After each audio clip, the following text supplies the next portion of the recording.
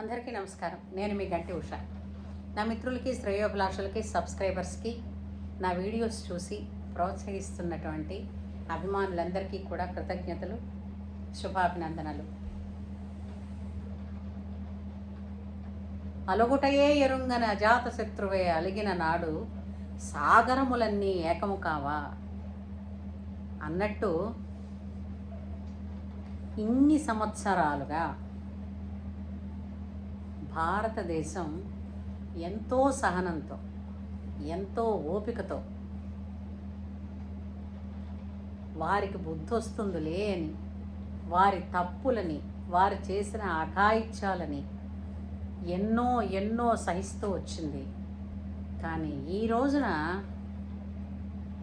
ఆ సహనం బద్దలై కట్టలు తెంచుకుంది ఆగ్రహం.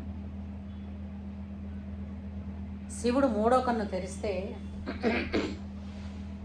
కంటికి ఎదురకుండా ఉన్నది భస్మం కాక తప్పదన్నట్టుగా ఎంత సామరస్యం, ఎంత శాంతి, ఎన్ని ప్రయత్నాలు చేస్తున్నంతసేపు కూడా పెచ్చు మీరిపోయింది. తెలుసుగా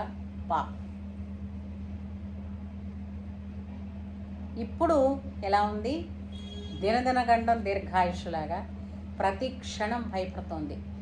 చేసిన వెధవ పనులన్నీ ఎక్కడికి పోతాయి? ఫలితాలు ఇవ్వకుండా.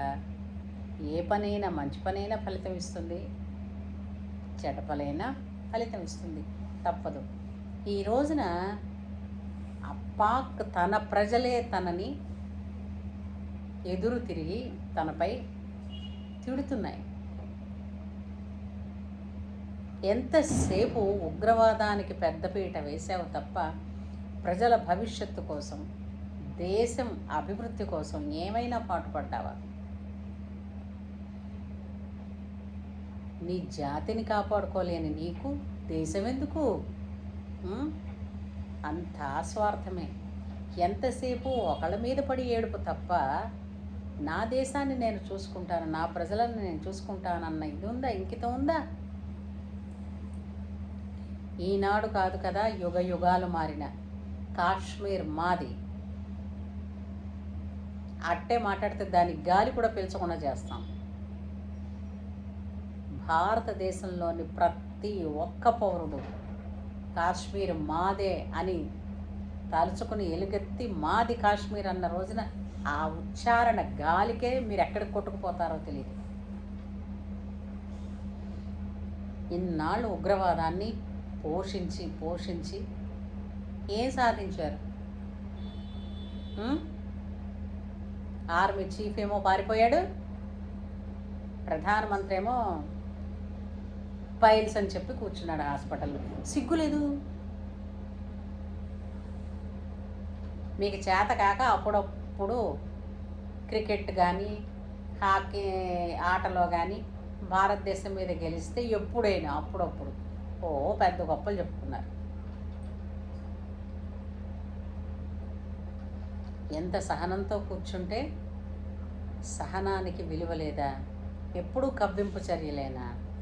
ఎప్పుడూ ఏదో విధంగా ఇలాగా దొంగదారిని వెళ్ళిపోవాలంటవేనా? ముష్కర్లు, మీకు రాక్షసత్వం ఉంది కానీ శాంతితత్వం తెలుసునా? అసలు మీకంటూ ఒక దేశాన్ని కాపాడుకోవడం, దేశ భవిష్యత్తు చూడడం, దేశ ప్రజల కోసం, వాళ్ళ అభివృద్ధి కోసం పాటుపడని నేతల కోసం దేశం ఎందుకర్రా మీకు? దండగా చేత కాదు కానీ తిరిగి మళ్ళీ ఎక్కడి నుంచి వెళ్ళారో అక్కడికే రండి. మీ దేశం మీది దేశమే కాదు, ఆ పాక్ ఇంట్లోనే కలిస్తే హాయిగా తిండి తింటారు, అంత చదువుకుంటారు. ప్రజల గురించి చూడండి. ప్రజలే తిరుగుబాటు చేస్తున్నారు, అది ఆలోచించండి. ఇంకా బయటికేమో పులితోలు కప్పుకున్న మేకపిల్లల కన్నా అధ్వానం కదా మీరు. ఎన్ని ప్రగల్భాలు పలికారా? దేశంలో ఉన్న ప్రజలకి కడుపు నిండే తిండి పెట్టడం చేతనైతే ముందు ప్రపంచాన్ని ఉద్ధరించవచ్చు, ప్రపంచాన్ని గెలిచామని అనుకోవచ్చు. అంతేగాని ఇంకా సిగ్గు లేకుండా పిచ్చి వెధవ పేలాపనలు చేయకుండా నోరు మూసుకుని అణిగి మణిగి కాశ్మీర్ వదిలిపోండి. మా మోడీ ఊరుకుంటారనుకున్నారా? ఉం? మేము వేసే అడుగు ఇప్పుడు ఎలా ఉంటుందో తెలుసా? మీకు సింహ స్వప్నం అయిపోయింది భారత్ అంటే ఇప్పుడు. అంతేలే.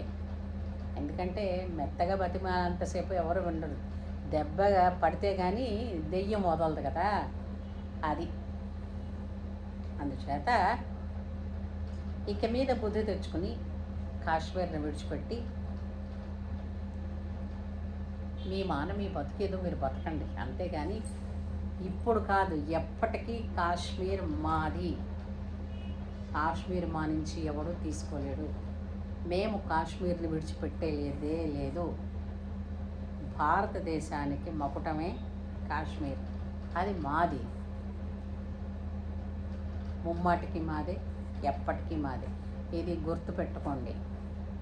ఇంకా చేతకాని వెధవ పనులన్నీ ఆపి మీ ఇంట్లో, మీ దేశంలో, మీ మనుషుల కోసం ఏమైనా ఉపయోగపడే పని చేస్తే బాగుపడుతుంది.